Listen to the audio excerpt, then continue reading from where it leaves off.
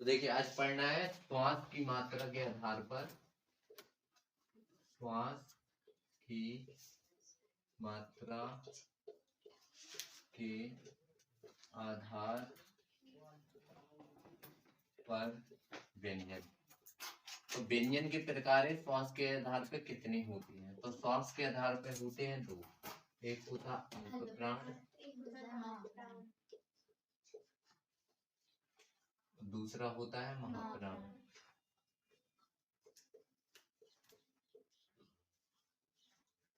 अल्पप्राण मतलब जिसमें थोड़े से प्राण निकले हैं, महाप्राण मतलब पूरे निकल जाए।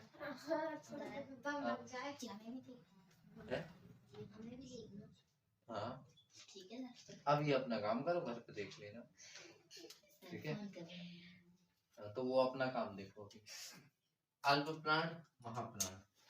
अल्पप्राण मतलब जिसको बोलने में कम श्वास की जरूरत पड़ती है। जैसे हम कहें का, हम कहते हैं खा, इसमें ज्यादा जोर पड़ रहा है। गा, घा, ज्यादा जोर पड़ रहा है गले में, है ना? तो अल्पप्राण और महाप्राण।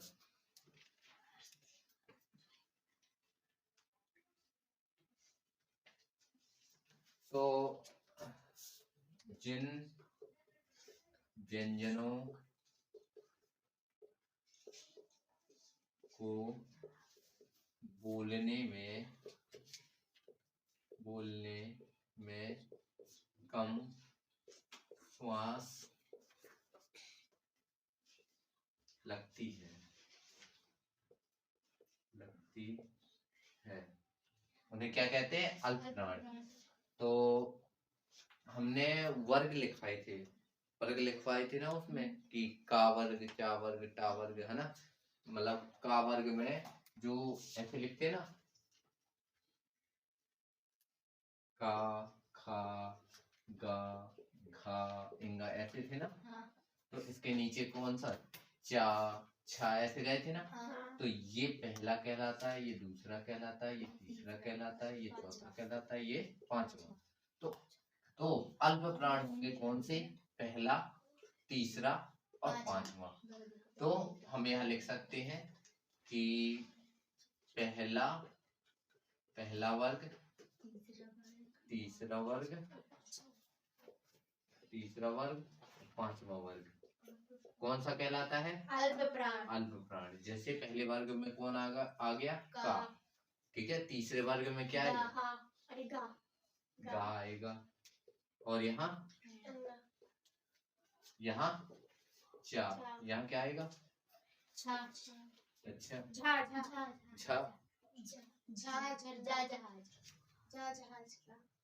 झा, जहाज का है। हाँ पता है। तो जो ये वर्ग होते हैं ना, ये पहला, तीसरा और पांचवें वर्ग के कौन कहलाते हैं? अल्पप्राण। अब महाप्राण, तो जिन व्यंजनों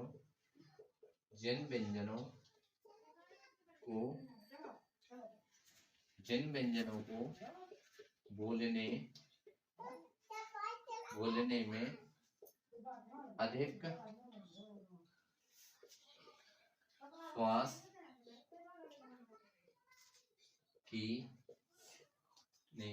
श्वास लगती है तो उन्हें क्या कहते हैं? महाप्राण। तो दूसरा वर्ग होगा और चौथा वर्ग, ये कौन से होंगे? महाप्राण। मतलब खा, घा, छा, झा, है ना? ऐसे और भी लिख सकते हो, ऐसा कुछ नहीं है। खा, धा, है ना? 25 लिखवाए थे ना टोटल। तो दूसरे में जितने आते हैं, चौथे में वो सब लिख सकते हो, ठीक है?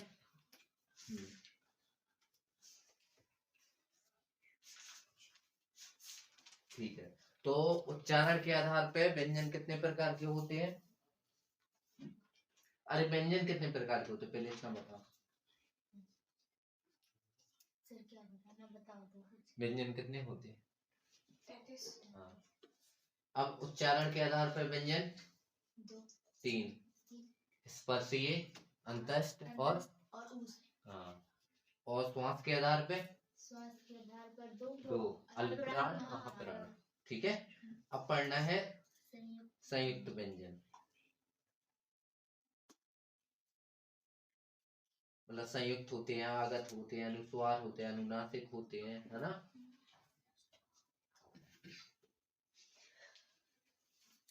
चलो संयुक्त व्यंजन पढ़ते हैं।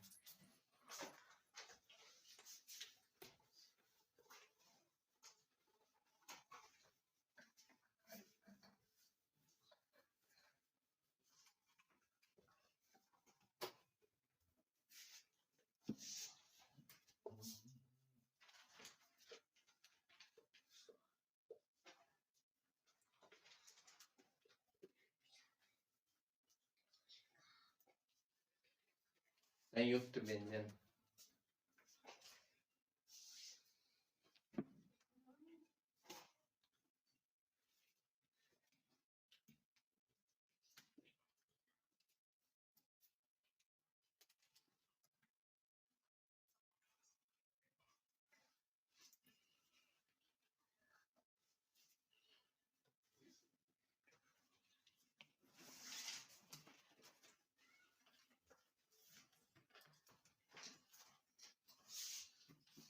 देखो संयुक्त व्यंजन, संयुक्त मतलब संयुक्त होता क्या है, चलिए बताओ। युक्त क्या होता है, युक्त पता है? संयुक्त मतलब जिसमें एक से अधिक कोई चीजें हो वो कहलाते हैं संयुक्त। जैसे हम इसी में हम बताए दे रहे, 2 या 2 से अधिक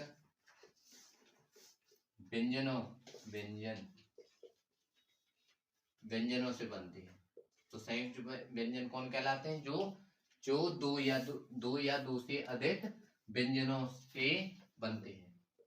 इतना तो पता चल गया, ठीक है। अब कैसे पता बनती है? जैसे छत्री होता है, ये क्या है? व्यंजन है, होता है। तो ये किससे बनता है? अगर हम कहें इसमें कितने वर्ण है, कोई निकाल सकता है? इसमें 2 वर्ण। गलत है। 1 मिनट सर, निकालो। बताओ क्या आएगा? छा। और कौन सा छा? मतलब वो छा छत्री वाला, ये लिखो जो आप। और त्रा कहाँ से आ गया इसमें? देखो जो छा होता है उसको देखो, इसको पढ़ते क्या है, इसको बोलो। छा नहीं पढ़ते, छा पढ़ते हैं, छा। वो तो छा छाता को पढ़ते। तो छा छत्री नहीं पढ़ना ना, हमने उस दिन मना किया था कि अब ये छोटा खा बड़ा खा पढ़ना बंद कर दो। उसको पढ़ते क्या है? शा पढ़ते हैं, छ छ। क्षत्रिय बोलते हैं, क्षत्रिय नहीं बोलते हैं, है ना। तो ये बनता है का से और सा से, बट ये वर्ण होता है और ये पूरा अक्षर होता है। और अगर इसकी भी कर दें तो ये, अगर इसके वर्ण हमें गिनने हो तो कैसे गिनेंगे? का हो गया कि नहीं हो गया? शा हो गया कि नहीं हो गया? आ हो गया। ऐसे करेंगे, है ना। ऐसे बनेंगे ये वर्ण। क्या बनेगा? पढ़ के सुनाओ सर। शा बनेगा। तो ये होता है इसमें। और जैसे तरा लिखना होगा हमें, तो देखो ता रहेगा, रा रहेगा। अगर इसके वर्ण गिनने होंगे तो ता वर्ण रहेगा, रा वर्ण रहेगा और आ रहेगा। तो वो ऐसे ही तो वो है, इसको शा बोलते हैं। देखो पहले बोल के देखो, का ऐसा हल्का लगेगा, शा। ये छा नहीं है, छा नहीं है, छा है। यहाँ जोर पड़ रहा होगा। का जोर कहाँ पड़ता है? तो इसका भी जोर कंठ में पड़ेगा। देखो बोल के छा नहीं, छा नहीं बोलना है।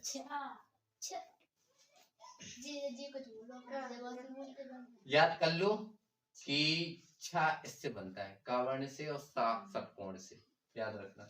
ऐसी तरा, अब ये तरा नहीं होता है जो ता और रा से बन गया, तरा होता है। तो इसमें समझ में तो आ रहा है कि त है और रा है, लेकिन ऐसे ही इसको जब बोलते हैं तो छा बोलते हैं, अपन छा छत्री बोलते आए हैं,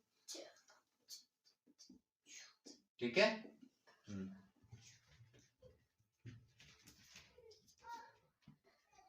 ऐसे वो होता है, ज्ञा होता है,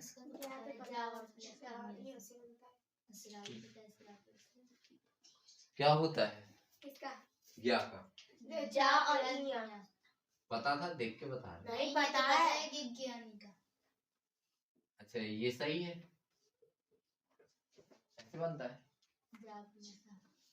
ये क्या निमन की छावन झंडा बना वो, अरे सॉरी क्या बना है, झंडा क्या है, ले नहीं वो ना सर, इसके नीचे हलन, हलन से लगाओ, इसके नीचे, इसके नीचे जा जा। हाँ अब सही है। हाँ। अगर इसके वर्ण निकालने होंगे तो जा वर्ण है इया वर्ण है, ऐसा रा ऐसे कैसे, हमारे अंदाज से पता ही है, जाएगा, हमें क्या पता क्या आता है, यही तो आएगा, क्या आएगा। नहीं हमसे पूछ नहीं तो क्या मार रही है बहुत तेज, नहीं बता रहे, नहीं आएगा, हमें नहीं बताओ ना, हमें तो क्वेश्चन में ही पढ़ा है। अच्छा हमें तो सर इतना पता है कि जा प्लस में क्वेश्चन में पढ़ा है। कल मारा अच्छा खासा।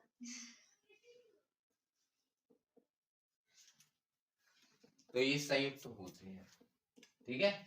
इसमें देखो भले दिखता नहीं है, देखो इसमें दिख रहा है कि क्या का है, नहीं है ना, ऐसी ना इसमें ता दिख रहा है ना इसमें जा दिख रहा है, और एक होता है स्रा, री बोलते हैं ना ऐसे, अरे सॉरी री नहीं स्रा ही बोलते हैं, री ये होता है ये, ठीक है, ये है स्रा, इससे क्या पता चल रहा है, ये वाला ये और नीचे हलंत इसके, हाँ तो अगर इसके वर्ण निकालते हैं, ये वर्ण के लिए, ठीक है, ये वर्ण वर्ग वर्ण, तो इसका क्या रहेगा, सा रहेगा, रा रहेगा, आ रहेगा, रहेगा, ठीक है। अच्छा ऐसे ही तो री होता है, री होता है ना। तो अब जैसे ये क्या पढ़े हैं, ये स्वतंत्र रूप से हैं, जैसे छा बनता है का सा से, ये स्वतंत्र है कि का अलग सा अलग है ना। अब इसमें पढ़ना है एक दो व्यंजनों से मिलके बनेगा, मतलब इसमें क्या होगा कि जैसे हम लिखे, जैसे ये तो थे अक्षर, यहाँ हम आते हैं द्वितीय व्यंजन, समझ बस लो इसको, ठीक है। जैसे हमने प्रसन्न लिखा, लिखा प्रसन्न, अब हम कहें कि इसके वर्ण निकालो तो क्या निकालोगे, पा निकालोगे, हाँ। कैसे निकालोगे, हाँ। ये होता प्रा, ये सही है गलत है, ये क्या लिखा है, अरे प्राणी लिखा, प र अ प्र, और सा आ, फिर ना निकालना, ये आधे को क्या बताया था हमने, ओनली वर्ण कहा था, और इसको पूरा करना है तो ना प्लस आ, है ना। तो ये पूरा एक अक्षर है, ये पूरा एक अक्षर है, ये पूरा एक है, लेकिन ये रह गया ना, तो ये क्या होगा, ये द्वित्व व्यंजन, मतलब ये वाला देखो दो व्यंजन पढ़ गए ना लगातार, एक व्यंजन दो व्यंजन पढ़ गए ना, पढ़ गए ना, ये दोनों व्यंजन है, कहीं ऐसा तो नहीं पढ़ा, देखो ये द्वित्व व्यंजन है क्या, देखो नहीं है, देखो सा और ये क्या हो गया, हाँ ये व्यंजन है लेकिन ये स्वर है, ये व्यंजन है और देखो ये भी व्यंजन, तो द्वित्व व्यंजन पढ़ गए, तो ये कहलाते द्वित्व व्यंजन। अगर वहां आ जाए कि शंभु में द्वित्व व्यंजन कहाँ है, जैसे शंभु कैसे लिखेंगे, कभी भी समझ में ना आए कोई भी चीज, उसके फैक्टर कर लेना, तो देखो सा बनाया, आ बनाया, है ना, और क्या सम माँ बनाएंगे, माँ, अब यहाँ आ तो है नहीं है ना, तो यहाँ भा भालू आ जाएगा ना, और क्या आ जाएगा, ऊनी आएगा, सही है। तो देखो ये द्वित्व व्यंजन है, ये कहलाते हैं। तो उसमें होगा ऑप्शन ए में होगा क्या होगा, ऐसे लिखा होगा ऐसा, मतलब ऑप्शन ए मान लो। ऑप्शन बी में क्या होगा कि भा और ऊ ऐसे ऑप्शन आ जाए, है ना। दो व्यंजन के लिए शायद ऐसा दे दे, देखो देखे चाहे ना देखे यहाँ समझ लो, सा और माँ दे दे, क्योंकि सा भी क्या है व्यंजन है और माँ भी क्या है व्यंजन है, दोनों व्यंजन है ना। तो ऐसे ऑप्शन दे सकता है। तो द्वितीय व्यंजन कहाँ शो हो रहा है, यहाँ शो हो रहा है ना, दिख रहा है ना, ना समझो तुम, समझ गए। हाँ हेडेक हो रहा है क्या, हाँ।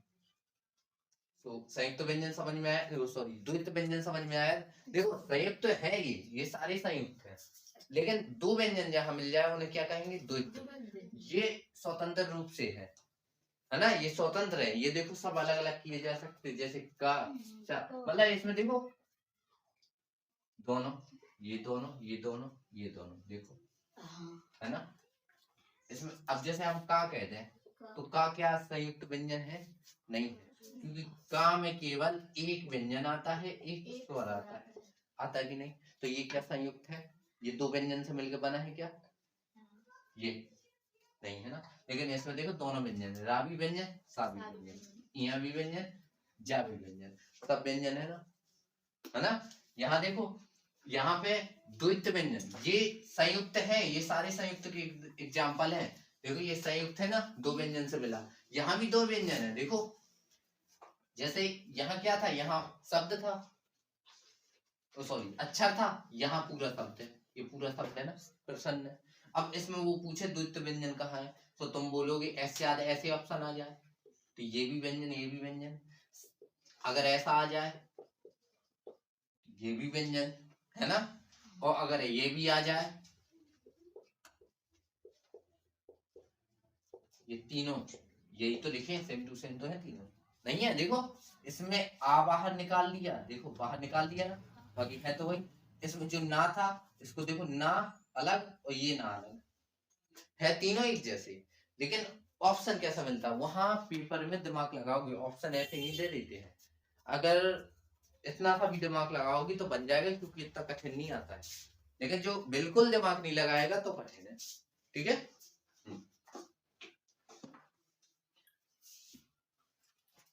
अब देखो संयुक्त अक्षर बताते हैं, ठीक है।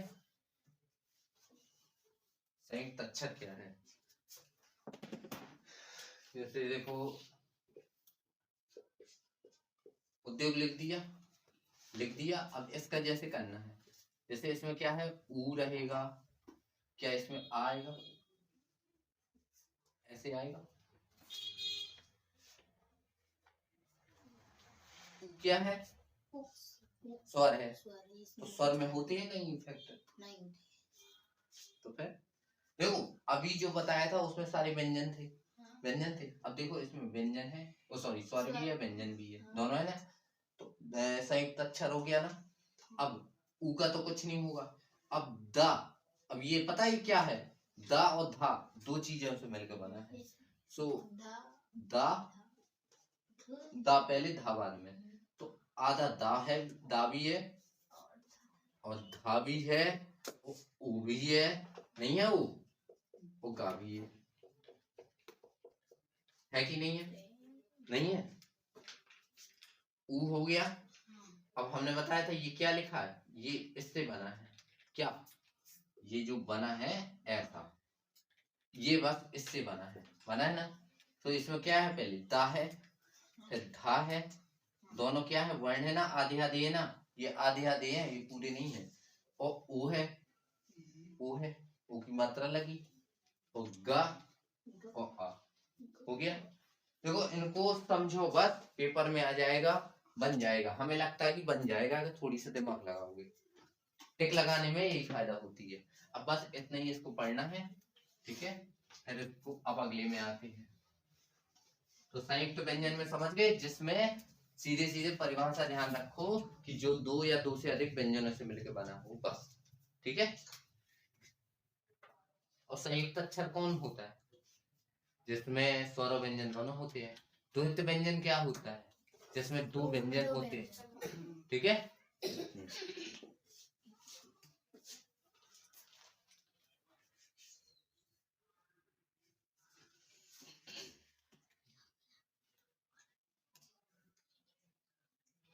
आगत व्यंजन, संयुक्त व्यंजक पढ़ लिया, अब पढ़ना है आगत।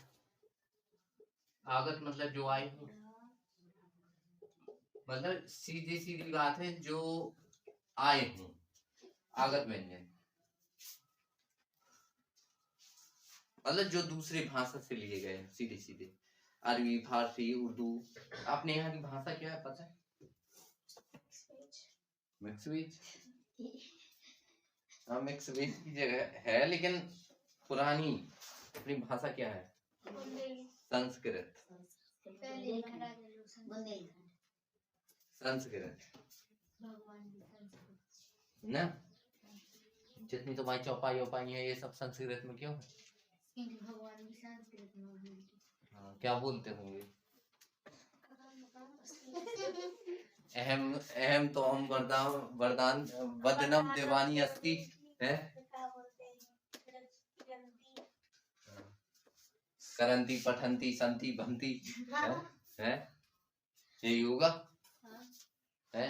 जैसे हमने कहा त्वम, अहम, और क्या होता है 10वीं के बाद छूट गई हमारी संस्कृत है।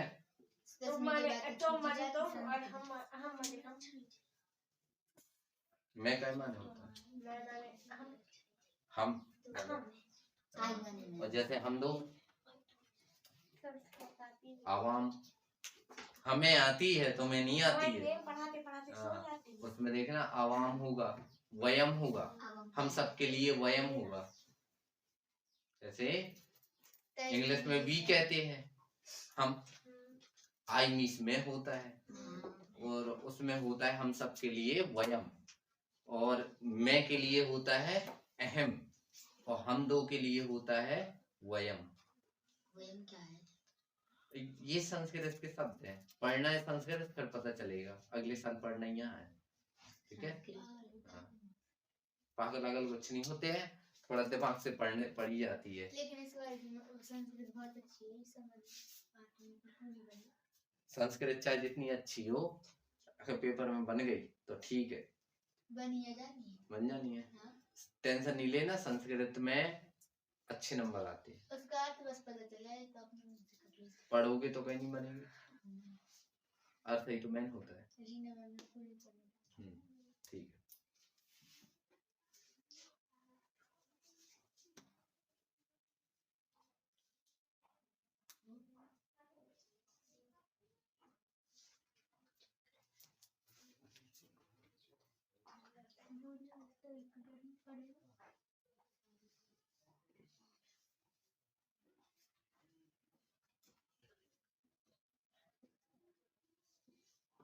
देखो, आगत व्यंजन वे होंगे जो अरबी,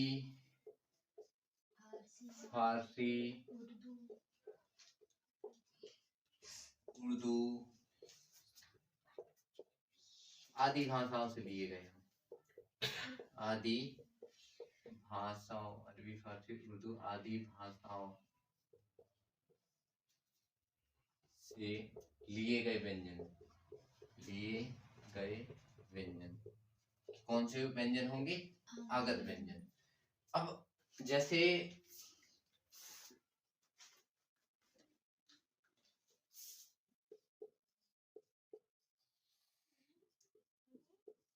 ये लिखते हैं, चलो ये जाफरान नहीं लिखना है, इसमें किताब में शायद एक जमींदार है, जमींदार जानते हो ना? तो ये जानते हो, ये बिंदी ऐसी लगी हुई, ये क्या होता है? ना ना ना नहीं होता है, इसे बोलते हैं नुक्ता। नुक्ता पढ़ते हैं, नुक्ता कुछ लिखा होगा इसमें, नुक्ता नुक्ता नुक्ता पढ़ते हैं, है ना? ये नुक्ता ही पहचान करवाता है कि ये कौन सा है, आगत व्यंजन है। मतलब जिस शब्द में आगत व्यंजन, मतलब आगत, जैसे ये जा है, जा क्या है? व्यंजन है, और अगर उसमें बिंदी लिखी है तो कौन सा है? तो जरूरी नहीं है कि सब में, लेकिन अगर किसी में बिंदी लगी है तो आंख मीच के लिख देना कि कौन है, आगत व्यंजन। समझ गए, है ना? इसमें कुछ एग्जांपल दिए गए हैं, जैसे फिरोज लिखा है, फिरोज, लिखते तो ऐसे ऐसे नुक्ता लगे होगा, है ना। तो ये कौन सा है, आगत। बाकी अपने यहाँ ऐसे लिखते हैं, इसमें आगत नहीं लगा। लेकिन ये क्या है कि अपने यहाँ जो अपने देश के मुस्लिम हैं, जैसे हम मुस्लिम की बात करें तो वो लगभग हिंदी ही यूज करते हैं। लेकिन वहीं पाकिस्तान, अफगानिस्तान, वहाँ यहाँ बोलेंगे फिरोज, यहाँ बोलेंगे फिरोज, वहाँ बोलेंगे विदेश में फिरोज। हाँ, विदेश में मतलब जो पाकिस्तान उर्दू भाषी देश है, उर्दू, अरबी, फारसी, वहाँ फिरोज बोलेंगे। इंस्टाग्राम चलाते हो तो उसमें काफी रील्स आ जाती होंगी कुछ पाकिस्तानी लोगों की। हम देखते पाकिस्तान में। हाँ, तो उसमें कितनी शुद्ध अलग तरीके से बोलते हिंदी जैसा है। हाँ। लेकिन शब्द थोड़ी अच्छे भी लगते हैं। हाँ, अच्छे लगते हैं। ठीक है। तो नुक्ता जो होते हैं, नुक्ता इस बिंदी को कहते हैं जो किसी व्यंजन के नीचे लगा हुआ है। अब ये नहीं कहते ना ये नुक्ता लगा है, हाँ, ये आधना है, बिंदी नहीं आधना है, ये बिंदी है। नुक्ता, नुक्ता नहीं नुक्ता। आप कोई भी पूछेंगे ये कौन है, ये इसे बोलेंगे नुक्ता। ठीक है, होशियारी नहीं है स्कूल में तो पूछ लेना किसी से भी। अरे एक किसी ने होशियारी दी, हाँ, प्रिंस ने दी थी, मैथ की थी उसमें, कि सर ने ऐसे पढ़ाया तो हमने सही था, और उनका पढ़ाना अलग है ना। हाँ, उनका पढ़ाना अलग है। अब यहाँ से जाओ तो कोई कह दे, जैसे चलो हम किसी मैम की बात कर लें, सर मैम ये कौन, ये क्या कहलाता है, ये बिंदी क्या है, ऐसे पूछे कोई। होशियार बच्चे होते हैं, होशियार नहीं, होशियार बनने की कोशिश करते हैं, ये क्या होता है, ये बिंदी है। ये बिंदी को क्या कहते हैं, अब उन्हें खुद नहीं पता होता है। नहीं, सच्चाई यही है, नहीं होता है, पता है, नहीं पता होता है। ठीक है, हम गारंटी दिए हैं अगर 10 में से जो गवर्नमेंट होंगे, गवर्नमेंट टीचर जो अभी अभी बने हैं उनको पता होगा, लेकिन जो आज से 10 साल पहले बना होगा उन्हें पता नहीं होगा, क्योंकि उन्हें पता ही नहीं। ठीक है, हाँ सच में। लेकिन जो अभी बने हैं उनको पता होगा, क्योंकि इतना कंपटीशन हो गया, उसके बाद ये सब चीजें खुल के आई। ठीक है, अब वहाँ सर जी बिंदी है, बिंदी नहीं है, उस पर नहीं पढ़ो तुम, घर की बिंदी नहीं है कि उठा के लगा लो, है ना। तो इसको नुक्ता बोलते हैं। अब कोई कहते हैं कि 52 अक्षर होते हैं हिंदी में, होते हैं, हम भी कहते हैं, लेकिन अब होशियारी के चक्कर में वो धरेंगे, मैम हमने 48 पढ़ी, बाकी के 4 कौन है, मैम तो बता देंगी, चलो ठीक है। एक ये होता है, ये होता है, ये होता है, ये कोई ये नहीं कह देना का है, का है ही नहीं है, क्या है, हाँ क्या है पूछो। इनको पढ़ना तो हमें भी नहीं पता देखो, लेकिन हम जानते हैं कि कौन से अच्छा है, हमें पूरे 52 अक्षर आते हैं। ठीक है, सुनाओ क्या, अब छोटा बड़ा है, तुम्हें आते 52, 33 बनते हैं, 48 भी नहीं बनते। तो इसे क्या बोलते हैं, नुक्ता। फिर वो जो भी एग्जाम्पल हो वो लिख लेना। ठीक है, अब आते हैं अनुस्वार। अनुस्वार, चलो यहाँ बन जा रहा था, चलो अनुस्वार, अनुनासिक, अनुस्वार पढ़ते हैं।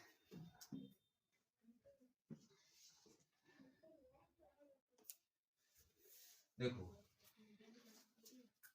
अनुस्वार क्या होता है, ये जो होते हैं ना या मा,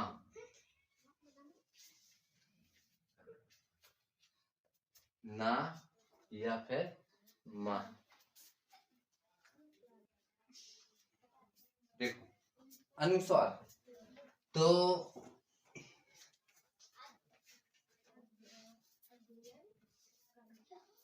तो ना या मा को परिभाषा जैसा लिखवा दे क्या। देखो ना या मा का स्वर रहित रूप, रहित मतलब स्वर के बिना, अलग अलग लिखे ना, ना या माँ का स्वर रहित रूप क्या कहलाता है? अनुस्वार कहलाता है।